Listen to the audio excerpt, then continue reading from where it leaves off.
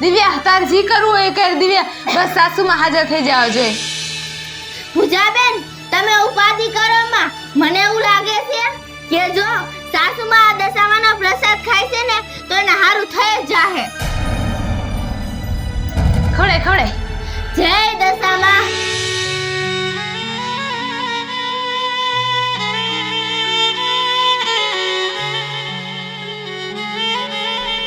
જય દશામાં, જય દશામાં, જય દશામાં, જય દશામાં, જય દશામાં, જય દશામાં, જય દશામાં, જય દશામાં, જય દશામાં, જય દશ જય દશામાં, જય દશામાં, જય દશામાં, જય દશામાં, જય દશામાં, જય દશામાં, જય દશામાં, જય દશામાં.